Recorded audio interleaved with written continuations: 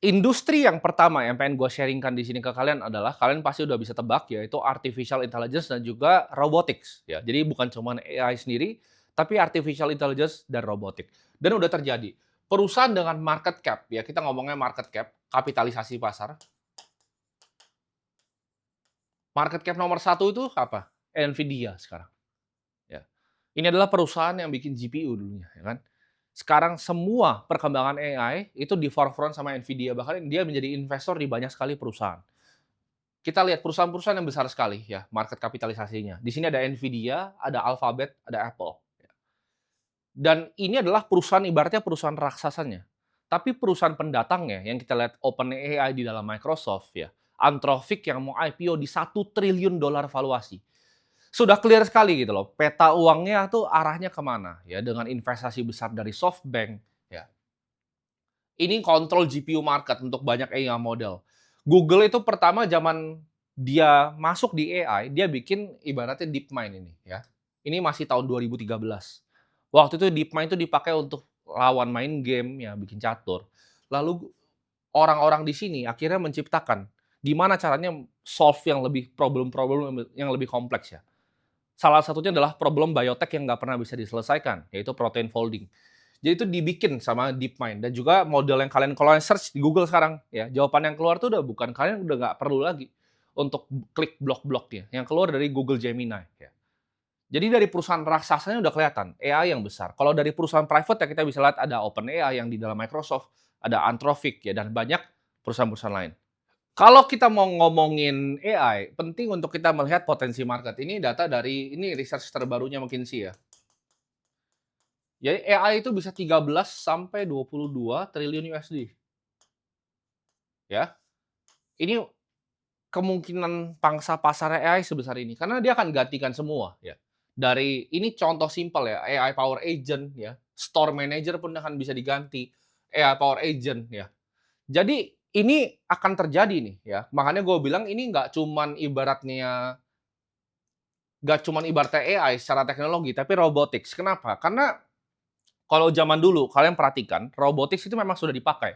Kalau kalian lihat gudang warehouse di perusahaan-perusahaan canggih seperti Amazon, bentuknya itu udah kayak gini semua, ya. Cuman ini ada problem, yaitu apa? Ya, dengan seperti ini, itu jadi spesifik, ya. Ketika jadi spesifik, dia cuma bisa dipakai di satu pabrik untuk satu pekerjaan tertentu, ya. Jadi karena dia desainnya sangat spesifik. Tapi ketika robot berubahnya udah jadi manusia atau humanoid,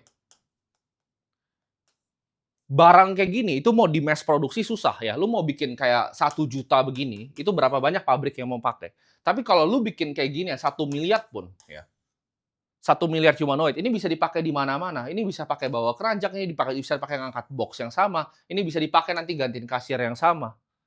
Jadi ini akan jadi revolusinya, karena ketika ini udah dibikin, humanoid-nya nanti bisa bikin humanoid yang lain, ya. Jadi itu akan jadi next frontier dari manusia. Ini kalau kita bisa lihat ya, ini adalah top ibaratnya robotics company yang sekarang ada. Kalau paling besar kita tahu Tesla, Optimus, dan ini kemarin sudah diperagakan oleh Elon Musk ya. Dia bisa jadi bartender, bisa ngomong sama orang. Ini Unitree, ini dari Cina. Ini bisa lihat ada yang bisa lihat kecil tuh bisa berantem-berantem gitu kan. Ini Cina akan bikin dengan sangat murah ya. Dan kalau dari segi manufacturing, gue yakin US tidak akan pernah bisa mengalahkan Cina. Ini Agility Robotics, ini dari zaman dulu ya, Boston Dynamics. Pionir dari ibaratnya bipedal robot yang 2 kaki. Dan juga ini figur AI yang dibikin sama Brad Adcock. Sekarang divaluasi di harga 39 billion dollar ya. Dengan partnership, jadi BMW itu udah pakai ya figur AI untuk assembly line-nya ya. BMW, mobil BMW. OpenAI dan Microsoft juga udah bekerja sama.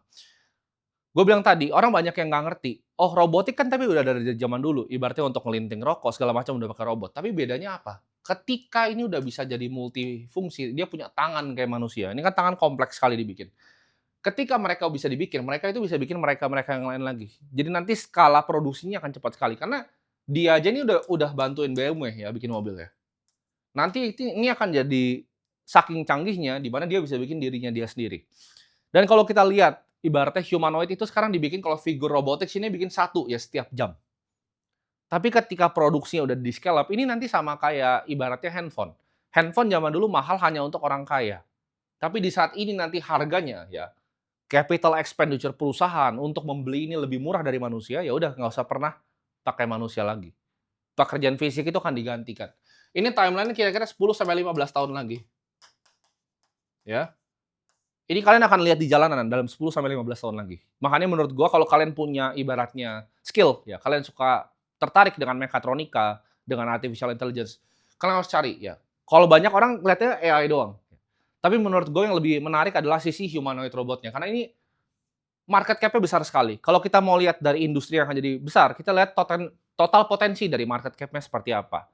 Handphone itu ada berapa? 7 sampai 8 miliar ya handphone, jumlah handphone.